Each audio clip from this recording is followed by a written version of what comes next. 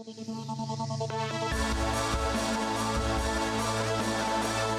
everybody, you're watching another episode of the Nerditorium. I'm Tejas, this is Dinkar. Hi. What are we talking about today, Dinkar? We are talking about a subject that has been preying on us a lot recently, which is how important are Rotten Tomato scores to movies? Oh, I thought you were going to say the vulture. The vulture? Because you were saying praying.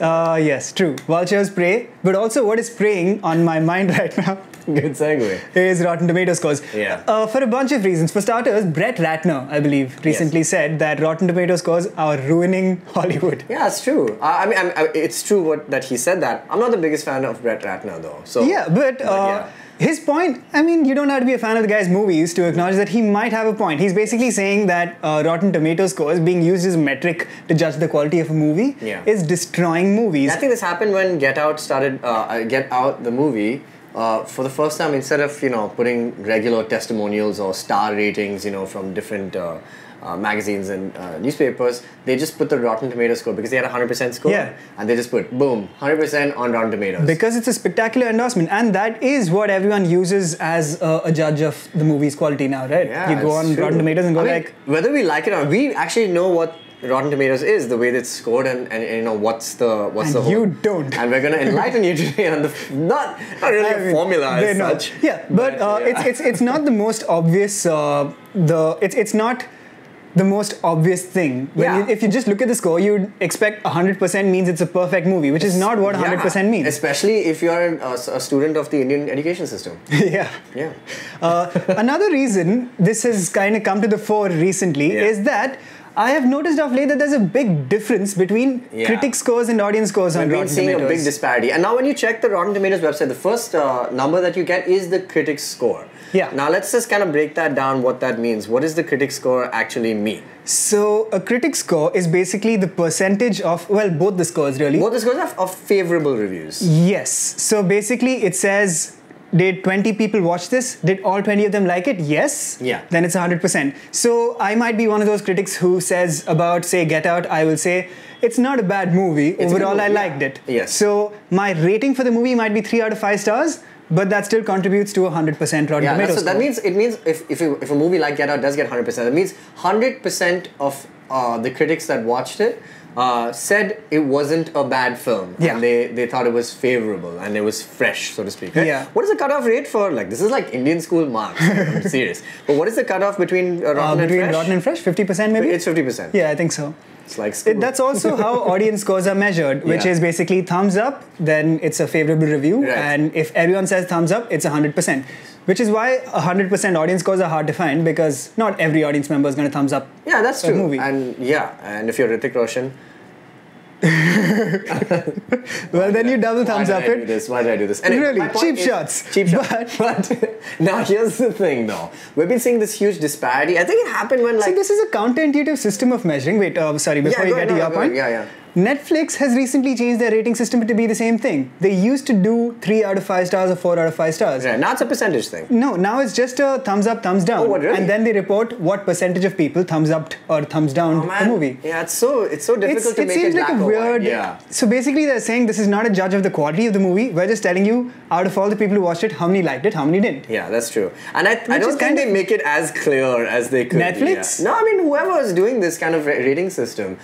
So I think when Batman vs Superman came out, and it was immediate backlash. And I think one of the first kind of measures of damage control was Ben Affleck going on all these late night shows, and he was like, "Hey, listen, you know what? This is not a critic's film. It's a fan's film." The Salman Khan defense. Exactly. Yes, which he uses in the movie Sultan. Anyway, coming back, but yeah, he said this is a fan's film, and since then I feel like we've been seeing more of these, so to speak, fan films, right? Like, let's talk about Iron Fist for a second, because that's all that it deserves. TV show. A second. So, let me give you a statistic here. For Iron Fist, the critics rating 17%. Okay. The audience rating 78%. Now, why do you think that is? I mean, audiences know that the show wasn't great as well. It's not like they were seeing two completely different shows. This show is poorly written, and it's and it's not the best. Definitely not the best out of the 4 Defenders. So is it just because they want to see something? It's like New Girl, for example. New Girl isn't the best sitcom there is. But I watch all their seasons because I think people just need something to watch. And if they like it for the purpose they're watching it for, then it's a favorable kind of review. So this is one of the primary reasons, right? Yeah. That critics will approach it with a tougher lens because they're like, is this a good show or not? Yeah. And if the answer is no, they'll say no. So I'm sure a lot of the Iron Fist reviews that you might have read, they don't pan it completely. They just say like, this isn't a great show, which counts to a negative review. Whereas audiences are like, this is not a great show, but thumbs up. Sure, whatever, I watched it. I mean, so I would do there's the an same inherent thing. bias there. And I've seen the flip happen as well, which is for a movie like Prometheus, which I really love the Alien saga, and I really enjoyed Prometheus. But a lot of people who are going to watch Prometheus as the return of the whole Alien franchise found that, you know, it's not real. It's more of a cerebral science fiction film as opposed to, you know, a slasher flick, which is what the Alien series is known for. And so when they went for it, they were disappointed, and thus they were just like, in this context, I don't like the film. I don't think it's right. But critics just, I mean, they watch it just normally as a regular film, and they said, you know what, and they judge it fairly. Yeah, conceptually, it's a good film. So over there, a higher critics rating. Prometheus has 73%, right, and the audience rating is 68%. So not as stark a difference, not as Tony Stark a difference, but I'll not accept it. It's accepted. Thumbs up my joke. Okay, now for example, actually, you know, a film that kind of falls within these, lots of films that fall within these categories, I think, a lot of the Marvel films, right? So now we're watching all these Marvel films pretty much repeat the same formula that they're known for, you know, which is the light action comedy kind of thing that is going on. It doesn't get ever that dark. Maybe, you know, Civil War did, but like most of the films, like Spider-Man, so it was still within Ant-Man. the formula. So yeah, very much within the formula. Doctor Strange included. So now for these films, it's like most of the audiences kind of by now know what they're going in for. They all want to go to the theater to watch a Marvel film because they know what they're gonna get, right? But critics are just like, this is the same formula. Give us something new. So I think there's a huge disparity happening there. So is it just like a in fact, for Marvel thing? it's still a little lower, but let's talk about one of the original Marvel films, the Hulk. Dude, loved this movie. Exactly. Yeah. As did most critics, because it has a 61% rating from critics, but from audiences, 29%. My God. Audiences know Shame nothing. on you, audiences. I don't know whether I want to be you or be a critic. That's what I'm saying. But that movie was great. Like, it had like... It's a great movie. Dude, it had a great... it was a great, like, meditation on... like loneliness. That's what the whole Hulk is about. He just wants to be alone. Yeah. And they it was a bit inflated. Yeah, so maybe audiences expected like a Hulk smash movie.